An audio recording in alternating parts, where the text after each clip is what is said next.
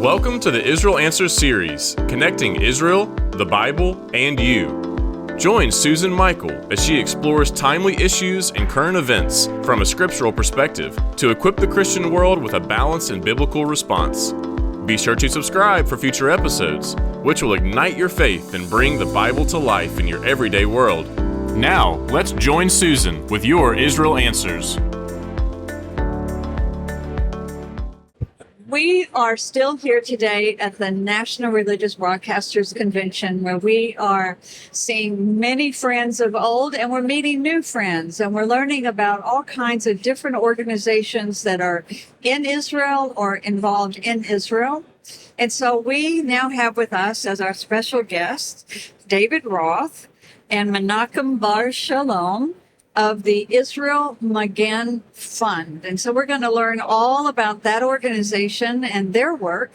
Let's start with the word Magen for our English-speaking audience. It means shield. Like Magen Adom. Doesn't it mean like a shield? Shield. Yes. So the Red Cross in Israel is called Magen David Adom. So it's the red shield of David, which means the Star of David, right? The Magen David is the star. It's Star of David, but it's for that it was the Shield of David. The Shield of David. So, all right. So tell me then about the Israel Magen Fund. What I'll let David talk. He founded the organization, and I came along afterwards. He founded it. Yeah.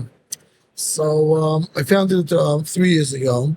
Israel Magen Fund. The idea behind it is to get to volunteers in medical and security of places that need help, by not just giving financial help, but actually delivering equipment that's needed in the ground. Being around with Menachem to many different organizations, helping fundraise events, etc. But I saw the lack of the end user actually getting what he needs to get. So therefore I decided to start this organization. Menachem was helping me out to give out equipment by purchasing it and giving it, not just giving you a check. Right. Actually going and see what you need, evaluate what you need, and assess, etc., and then give it to them. In this way, I feel it's the best way of giving. Best way of giving for the donor to feel that you actually appreciate my money, you did your checking and you did what you did, and making sure that someone who needs it gets it. So what year did you start? And was there some event that kind of kicked this off? Basically, I used to work for a different organization for many years, and I always had I enjoyed much more on the ground level of being there involved in the logistics of buying and giving, much less than the fundraising of it. But unfortunately, we have to raise money to do all this. Right. But that's what I'm enjoying doing. And we started off working in Yehuda v'Shomron, Judea and Samaria. We met with the different residents over there, the different security departments of the region of Binyamin, region of Shomron, asked them what they need, get a list, and of course they think, okay, so Santa Claus showed up and you can give them whatever you want. So I said, okay, so you give me a list. So they give me a list of 25 items. I said, okay, it's very nice. You add it all up, you're getting to like $20 million. Says, I'm not able to do that kind of money. But pinpoint for me the top 3 or 4 items that you think are the most important, vital for today. So they came up with 2 or 3 items. The first one was ATVs, off-road 4x4 small vehicles, to help them fight fires in Israel, in Yehuda v'Shomron, with farms and neighborhoods that the neighbors try to set fire to them, terrorist attacks basically, burn down the vineyards, burn down the fields. Yes. And they need their first responder to come with a small vehicle, put the fire out. So we supplied a few ATVs down in the south. Was that with you in partnership with you? South, we copied in the south. Okay. And we said, okay, that works over there. Yeah. Let's take it to Shomron, to Yehuda, to Binyamin. And we sat with the regional council of Eshkol, where those ones went to. And they gave us exactly the same thing. We took it to Binyamin, and it was a bit of a dangerous thing. Why? because in the area in the south, it's very flat. So this vehicle, it can easily drive over. But in the Binyamin and Shomron, Yehuda v'Shomron, it's mountains. They're nearly tipped over with all the water in the back. So we had to think again, what are we going to do? So we leveled out the vehicle, same concept, put the weight in a different way, and reduced the weights, and we did it. Well, I want to say why this is so important, because in Judea and Samaria, in that area, it's the hill country with a lot of trees on the sides of the hills. And every year you have a problem with fires, and many of them are started by arson. Yes. So it's a terrorist attack through lighting fires to destroy the forest and destroy the tree. So to have these all-terrain vehicles that can get in there quickly with water and put it out before it spreads. We were the first ones to buy these vehicles and to reconfigure them to become firefighting vehicles. One of the heads of security in the Binyamin Council, smart guy, good hands, for a couple of $1,000s, he reconfigured the vehicle and turned them. So we had 3 or 4 of them, and then we got calls from other councils. We heard about this, and we needed 2. You know, the Palestinians everywhere, you know, if they have an opportunity, they want to put the fire all the fields. So far we've given out we have 8 vehicles working in the field. It's quite a lot of money to buy each one of those. It's like between $50,000 to $70,000 each one. Wow. And we have some good friends that helped us, and we did it. And we're looking to buy some more. That was one thing that we had to do, is ATVs. Yes. The other thing was drones. Drones. Not a kid's drone. Yeah. A drone that works on thermal vision at night, and it can go up in the air for 30 minutes. And if someone comes into one of these farms or to one of these neighborhoods, they can put up the drone within minutes, see where it's coming from, send the security team to that direction. Even when they talk about the fires, right? They can see who came and direct the vehicle. So the drones are a security measure for terrorists, that they'll see where they are, where they're coming from, where they lit the fire. If you remember, there was a attempt for a terrorist attack a month and a half ago in the south of Hebron. And they came in and they shot one soldier. Straight when it started, they put up a drone within minutes. Is that right? It was at night. And they were able to see exactly where they are, send the soldiers to that area, and they took care of it.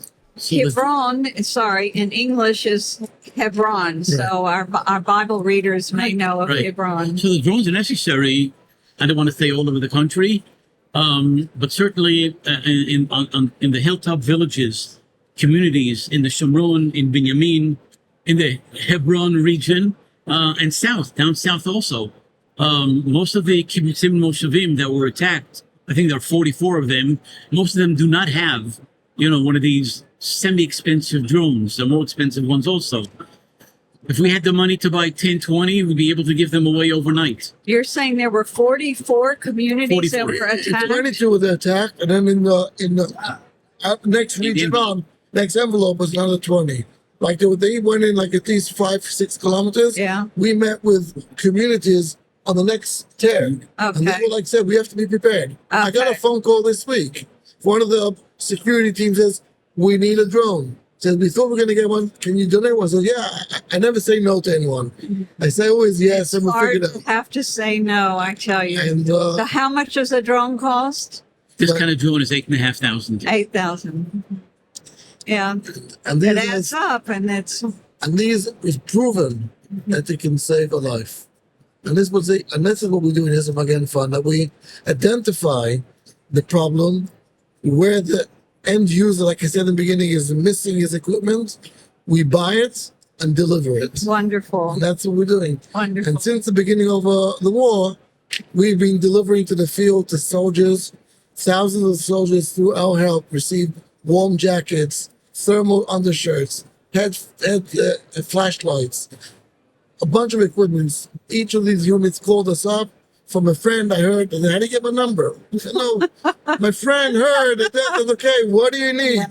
Says we need coats, we need this, and we do it. And let me explain. So when Israel first went to war and they called up the reserves, it was the largest call up ever, 300,000 reserves, and they had 360,000 show up, and they didn't have enough equipment for everybody. Yeah. They didn't even have enough food to feed people. Yeah. And so that's when the community jumped in and provided. In Israel and abroad. Yeah, we all were making donations. We're trying to find, the blankets you sleep in, sleeping bags, blankets, flashlights, all that. Plus, then even protective gear. Yes. Bulletproof vest and helmets and all. But I think now, hasn't the supply line sort of caught up? Supply line caught up. There is still a need, not of the same size need.